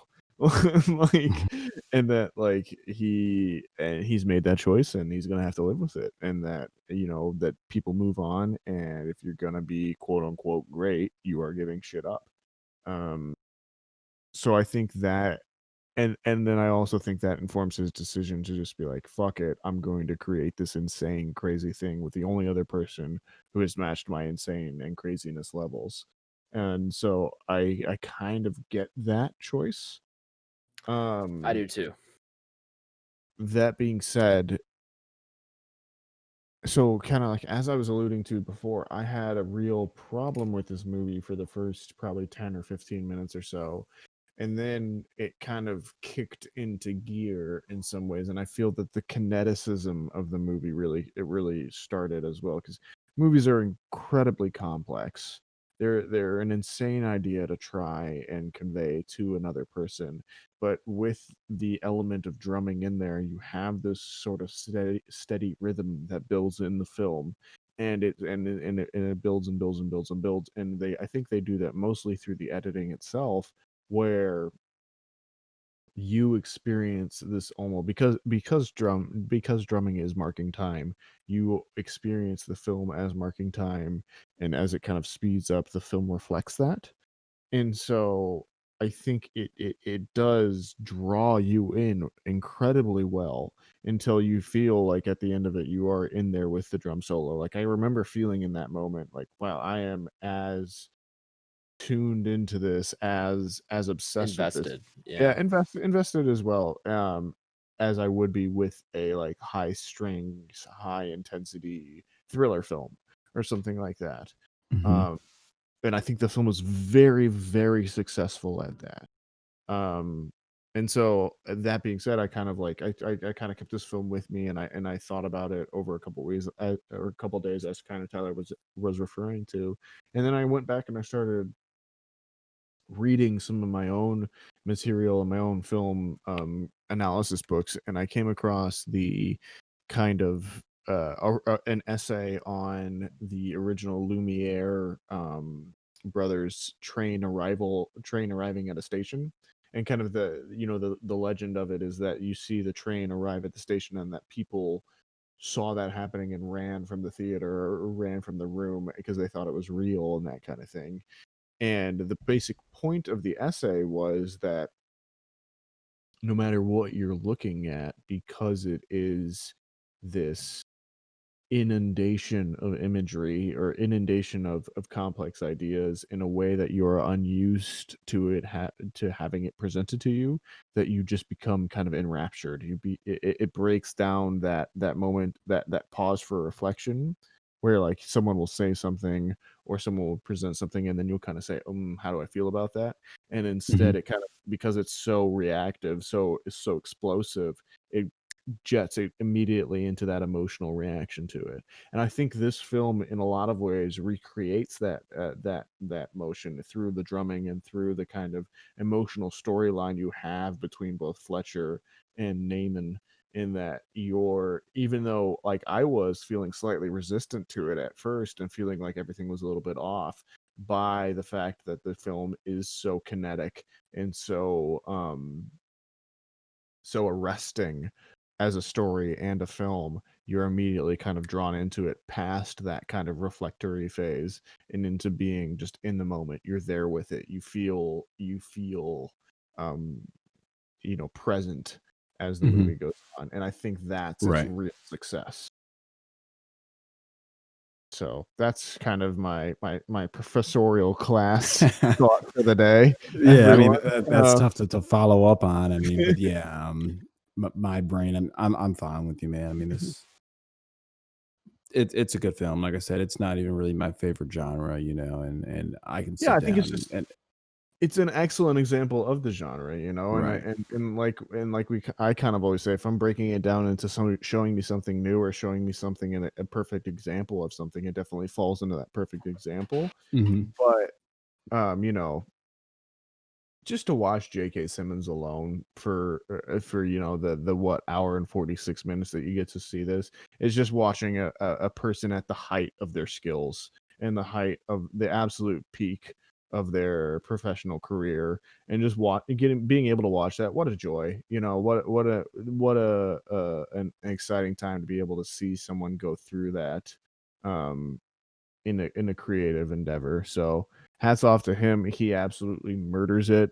I love that he has that weird like old man strength throughout. Like the black, the costuming I thought was excellent. Yeah, it looks great. Like the kind of the black. I mean, there's no hiding it. He worked out for this role, and I think he just works out in general. But he definitely he was actually buff for this role. It Yeah, was the outfit. That man hasn't had a carb in years, but like I love and I love too the like.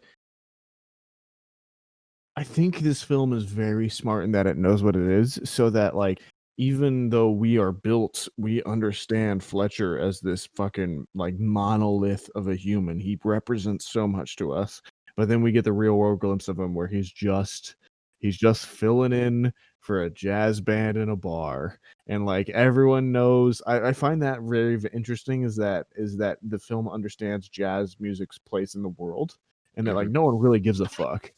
But the fact that that it is the best school in the world for Andrew becomes our kind of access point into this film, and comes to signify a lot more for the audience. So I think, again, in terms of writing, Chazelle knows and is exemplar and is an example of an incredible writer.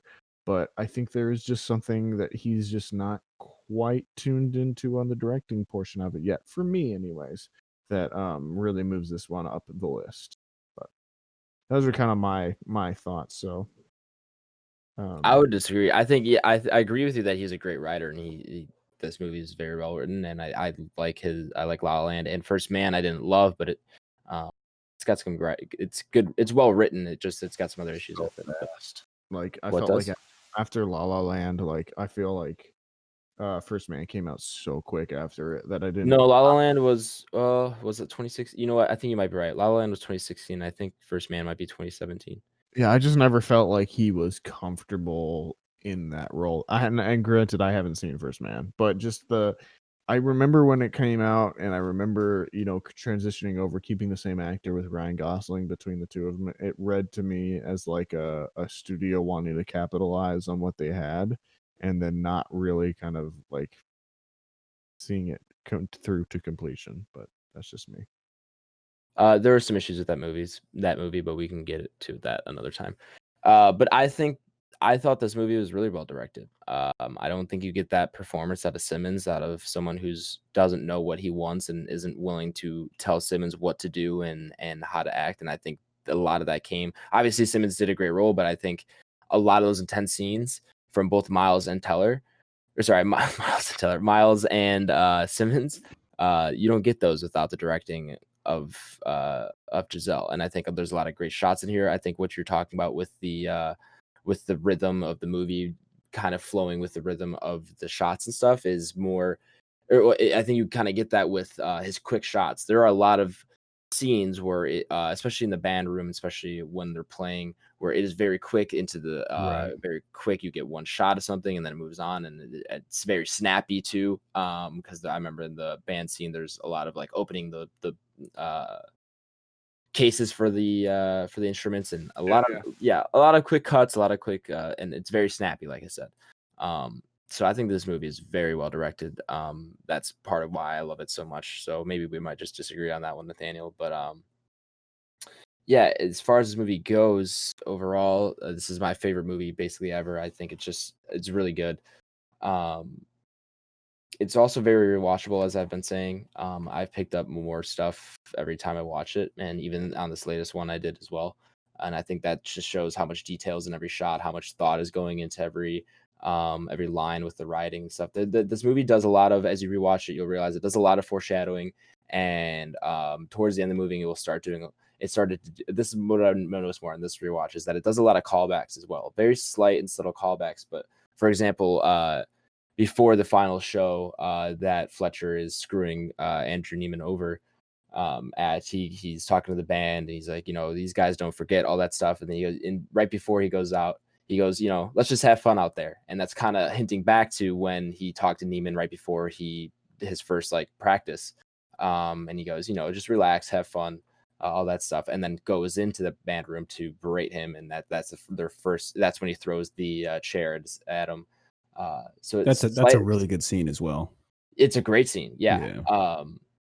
And so slight callbacks like that, there's just so much detail packed into this movie, that really a rewatch will get you more out of. But even at surface level on the first watch too, it does so much for the intensity of it. You don't really expect J.K. Simmons to just start cursing and saying all these lines that are, you don't expect that at all when the movie starts. That hit me out the blue, man. I mean, it's and that was enough for that first scene to happen, right, where he first kind of starts like spazzing on the band and everything of that nature, that was enough to be like, okay, this movie's got my attention. You know what I mean? Before that, it was kind of like, I kind of see where it's going. You can forgive up to the chair throw, isn't it? It's really the chair throw where you're like, oh, fuck, this guy's insane. Right. But like everything before that, you're kind of like, okay, like maybe he's having a bad day, like blah blah blah. And I think that's smart. That's smart as a film. Like you where you experience that as Neiman does, as a storytelling choice. Is very intelligent. For me, what really kicks off for me when he has the out of tune player and he stops the band. He goes, "Someone's out of tune." He goes by section, figure it out, and then he goes player by player, and then he kicks the guy out. He's like, "It wasn't him out of tune; it was you." But he didn't know. He's like, but it's almost worse to not know if you're out of tune. Exactly. You know what I mean? Than actually be out of tune. So he's like, he can leave, and that was a really. Like that scene stuck with me as well, and the tempo one, right, where he's counting to 4 and he keeps smacking him. Not quite my tempo. Yeah. It's intense, man, for sure. There's really no other way around it. For the ending for me, the last half an hour, 35 minutes of the movie is great because the bar scene is, I love the bar scene when they finally get to sit down and talk about everything that's happened, and you kind of get to understand both sides a little bit more because it's been entirely from Andrew's perspective, and then you realize Fletcher opens up a little bit, you realize what he was trying to do, and you're fooled as a watcher, you're fooled into thinking he's being pretty genuine, and so is Neiman too, but then and you think it's going to end kind of well, and then you get that oh shit moment when he walks over on the stage and goes, I knew it was you. I knew it was you that ratted me out or whatever. And you kind of go, oh shit. But then the bar scene, it sets it up again. Like I said, it sets it up where Fletcher's talking about how, I was trying to push someone to the point where they could no longer be pushed, and then they would push through that. That's how Charlie Parker would, the musician that's constantly referenced, the one that had a cymbal thrown at his head, or it was either cymbal or chair thrown at his head. Cymbal. Yeah, cymbal. So that's how, he achieved greatness. That's how he pushed through. And that's all Fletcher has been trying to create. And so the ending is that final test for Miles Teller to push through. He'd quit. He'd given up. He'd come back because he had a single thing of hope that maybe he could do this again. And then Fletcher puts out that hope. And then for him to push through, for him to overcome the fact that he just embarrassed himself on stage, because that's Fletcher set him up to overcome that final test, which I don't even think Fletcher meant to be a test. I think Fletcher genuinely tried to screw him over there.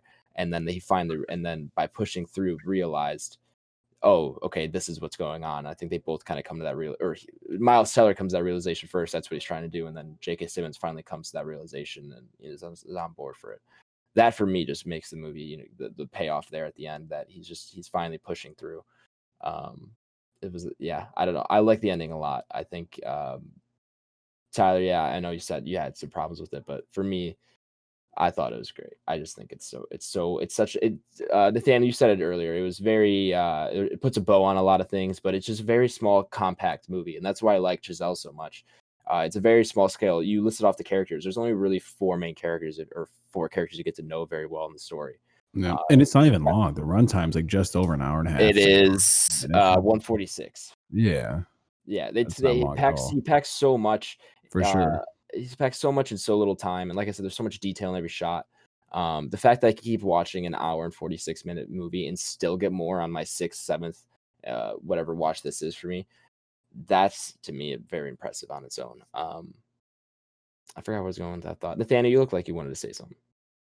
Yeah, I think one of the thoughts I had is again the sports metaphor. I think so often we equate drive and single-mindedness and pushing beyond your limits with sports. And so the idea of using this film as kind of that artistic side of things,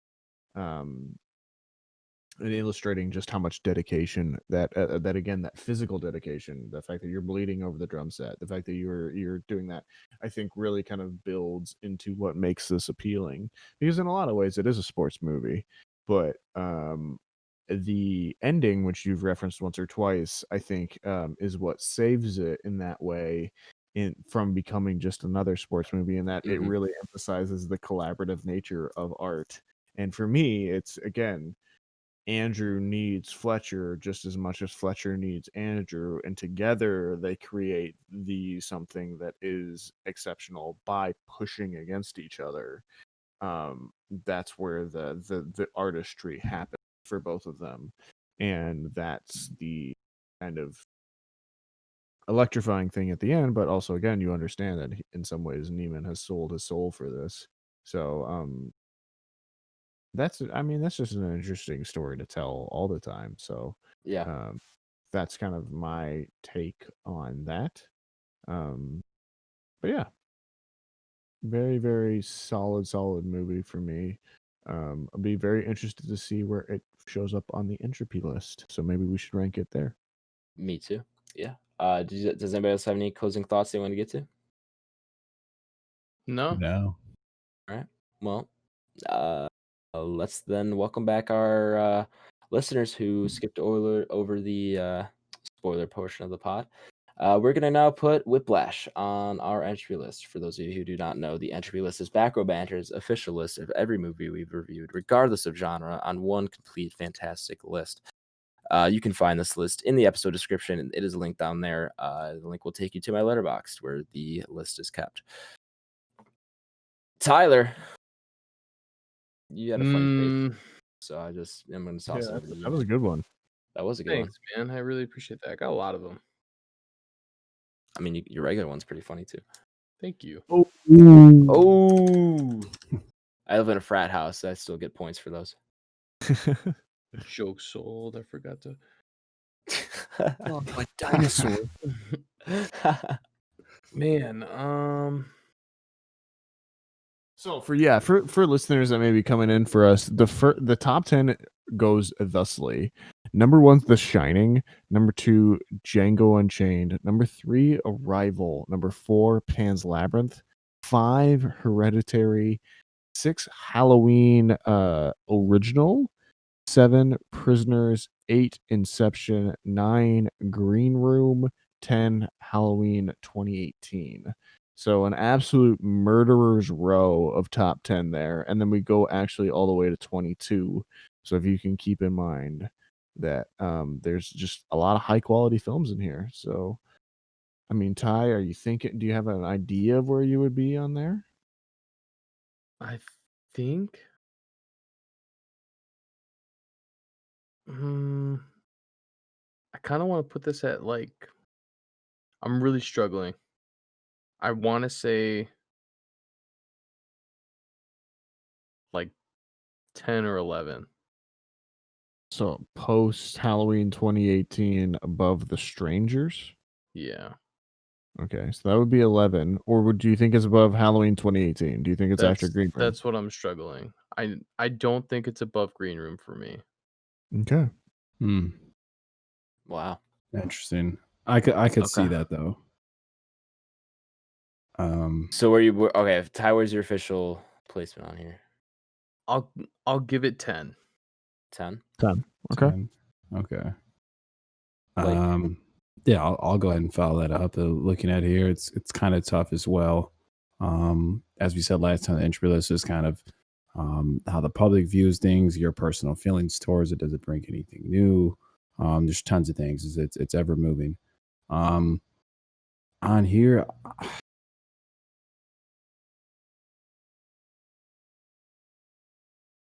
I think I would put this behind Prisoners. So that'd be up at number 8. Yeah, so I'd put it at 8. So I'd put it before Inception, just for runtime alone. You know what I mean? Where I think I would sit down and watch this over Inception. That's incredible. Have you ever rewatchability? Yeah. I'm going to tell you right now. Blake, as someone who's seen this movie and paid very close attention 7 times, this movie might be one of the more rewatchable ones on the list. I could very well see that, you know, but in my humble watching it one time, my very biased, humble opinion. Right. Have I ever given you guys Alfred Hitchcock's quote on movie length on the podcast? I want to see. Maybe. I think you have. I think you maybe have. in hindsight. Yeah, so Alfred Hitchcock used to say that the length of the film should be directly proportionate to the endurance of the human bladder. Yep. I do remember you saying that before. So any film that requires a bathroom break is basically off the table for Hitchcock. Oh yeah. But yeah, I mean, for everything this thing has in the runtime, I think I'd put it after Prisoners. I mean, I have a personal preference to pick Prisoners over this. I think they're two very they're different, but they do have psychological elements to it. You know, I think I would probably lean towards Prisoners more because I think that's just a widely it's a crime. It's a mystery. You know what I mean? It's like your classic like kidnapper story. You know what I mean? And I think that's just very accessible to a lot of people. Okay. So that's why I would put it behind Prisoners. What are you thinking, Nathaniel? We should let Adam go last since it's his favorite movie. One of his favorite movies. I shouldn't put that on him. I feel like I'm just disappointing Adam. For me, this is I put it in the same place as Tyler. I think number 10 for me is where this guy is at. Not from any like easy thing that I could point out to you. I just think for me, you know, top 5's unassailable on that roll on that list. Like that's the top 5 is tough to get in between there. And then you go to 6, 7, Halloween, Prisoners, two of the best, in my opinion, suspense movies of all time. You go into Inception, top notch, you know, popcorn. Right. That might be Nolan's best film. You know what I mean? You could argue it. And then Green Room for me is just I feel like for me on a personal level, that's a movie that is I think a lot of ways sits in a similar space as it does for Adam too, in that as Adam for Whiplash, in that it came out of nowhere. I had no idea what to expect. It took me by what felt like, you know, it took me by the chest and just like showed me something I was not nearly expecting or in any ways prepared for, and really changed how I felt about the film within the film, you know. So I think on a personal connection, Green Room to me is just that next level. But for this film, I think 10 is just where I sit with it. You know, I think it's an excellent piece of filmmaking. It's missing that extra little bit that would really kick me over the edge personally. But I think it's a greatly written film. I think it's a greatly acted film. I think it's a greatly directed film. Definitely deserving of the top 10, but just 10 is where I'm going to put it right now. I'm sad. I'm a little sad. I was dying inside. I was hoping this would go a little higher. I can feel it.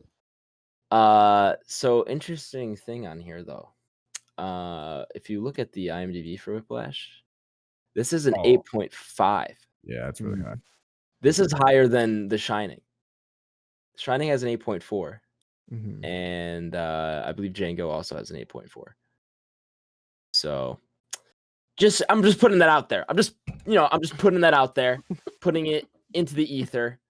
Let that sit in that stomach there for a sec. But yeah, I mean, I would love to put this at number 1 personally. This is kind of like my Pan's Labyrinth. Maybe a movie not everybody has seen, maybe not a movie everybody will like, but I think a lot of people would like this, but one that's not universally going to be loved. Not something like The Shining, I would say. For me, this is that kind of thing. So, I mean, I kind of want to put it at number 1, but you guys are all kind of set around what 8. Blake put it at 8, and then you guys put it at 10. I would be cool if you guys want to compromise on like a 8 or a 9 or something like around there, because it seems like we're kind of split on Blake and I have a little higher. Green Room seems to be the break point. So where do you feel it sits in relation to Green Room? I feel like Adam obviously. Okay. Do you want to tie break that with Green Room then for 9 or 10? Oh, I mean, Green Room is going to lose to that. Yeah, true. Never mind. Yeah, I just realized. Yeah. All right. I mean, again, if you want to have it at 9, I'm not mad at that either. I think I just think 9 for me, I can be content with. Okay, I'm cool with that. And it's also I think that I think it's a good compromise. If I wanted it all the way at 1, you guys wanted 10, we'll just knock that up a little. Yeah, and I mean, coming in right behind Inception is by no means a small feat. And I also do think this movie is better than Green Room. And then but then when you start looking at 1 through 8, it's just it's tough, bro. It's a tough sell. It's tough. And Nathaniel, you keep saying it's missing something. You can't really say what it is, but it's missing something. I understand where you're coming from with that, so I can't be mad at that critique. I know. I when you say that, I also kind of feel like there's something missing that could have been added or that it could really take this to a movie where everybody should see it. There is that something missing, and I think that might have just been because it was his first film, because La La Land became a little bit more. Yeah, I think I honestly think it might be Miles Teller. Yeah, it could be. I really never mind. I was gonna say I like him in the role, but I don't always buy him. But I think it's because they use him for so much of the drumming scenes. And and it doesn't match at all. Because he can actually drum. I think that automatically gives him a little bit extra edge, even if he may not come in on like the acting portion of it. Because I think that's mostly my thing, is that like you're supposed to feel like there's this tragedy of this person, of this child choosing to be great, but no part of me ever felt like that was out of character for his character. You know what I mean? Like, I feel like there needed to be more of a little bit more drama around it being like, I'm making the decision to forsake all of this shit and really and dive into this to become one of the greats. Whereas like we already met him and he was kind of already in there, and just kind of how he plays that role, you figure like he's been that way since he was a kid.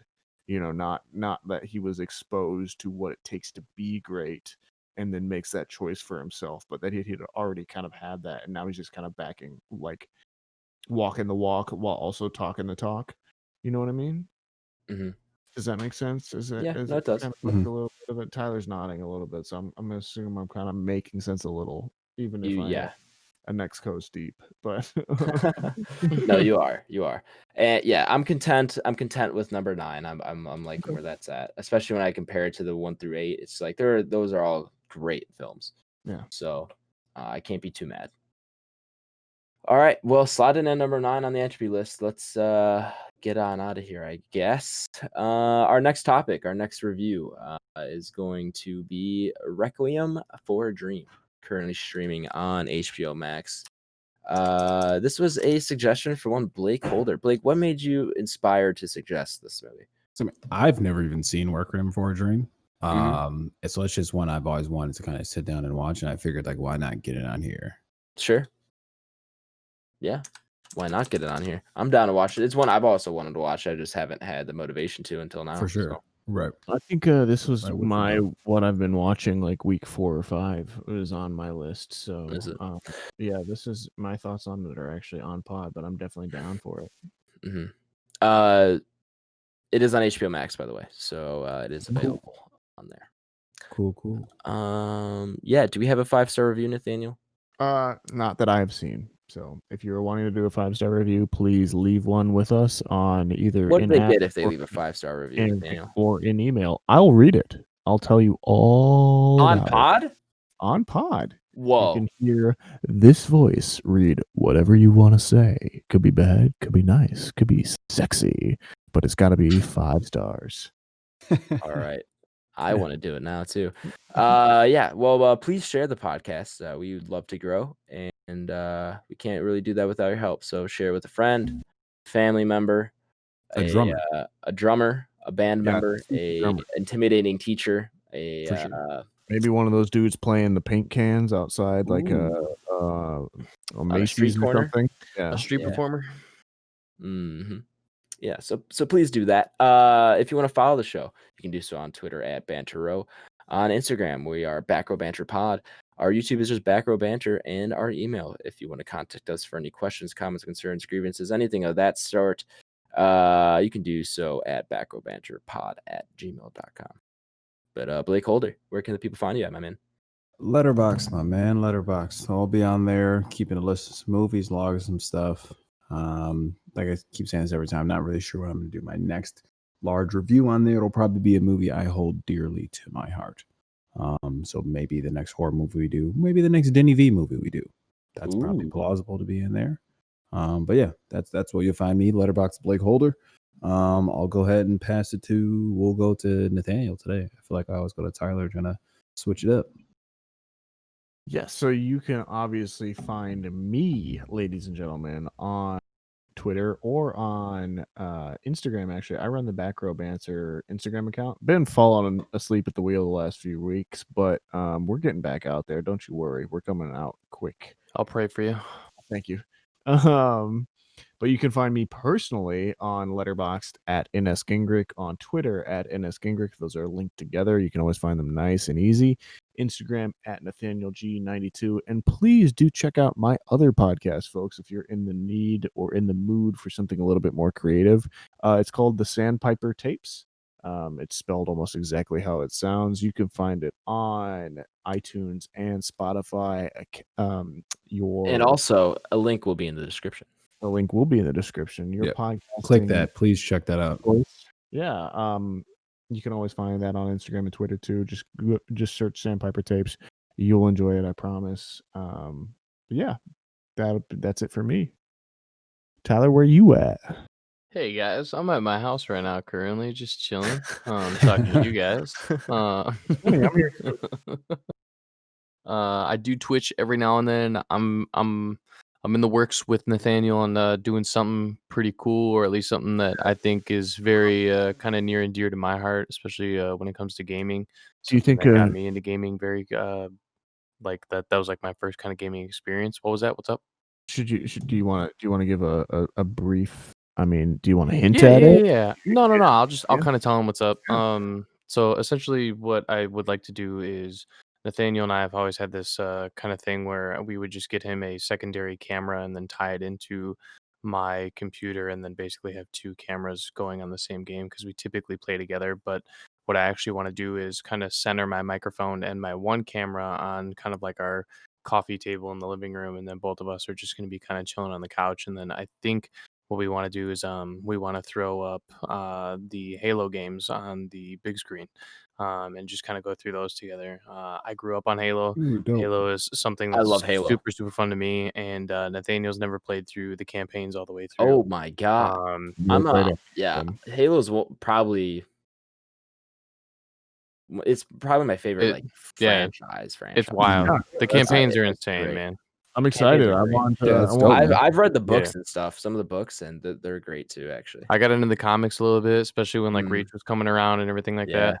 I think ODST is probably one of my favorites, just because you don't play a Spartan, which is really a cool take on it.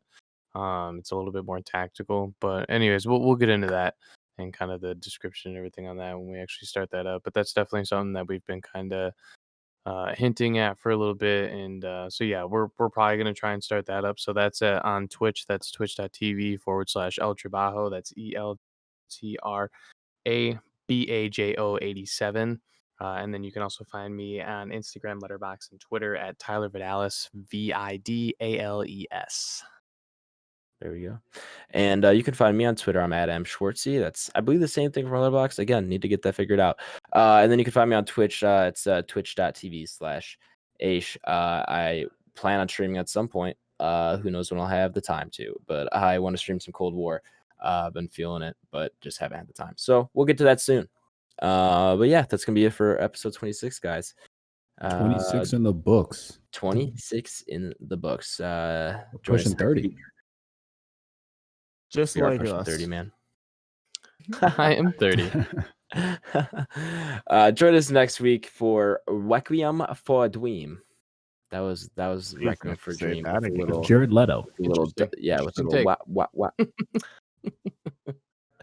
All right. Thank you guys for joining us. We'll be RB.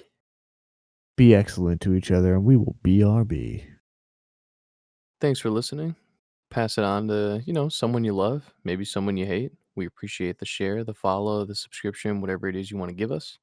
And just be thankful for what you got. Don't take anything for granted. And we'll be RB. Yeah. Go ahead and like we keep saying on here, I mean, please go ahead and listen to the others podcast that Nathaniel's doing, the Sandpiper Tapes. there's definitely some good work on there. I'm a big horror guy, and it's got some pretty interesting themes in there. So please give that a listen. They're relatively short as well. So if you don't want to hear somebody ramble for 2 hours like we do here, go ahead and get something like that. That'll probably suffice you for about 30, 40 minutes. Outside of that, everybody stay positive. Hope everybody is COVID free, and be smart around the holidays. So we'll BRB.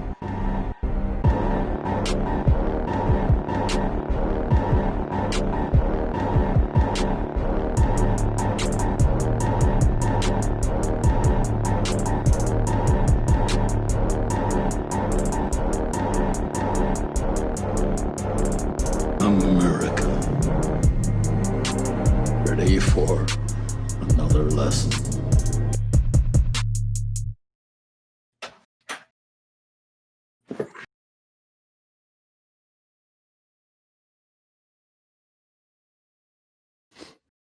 I'm back.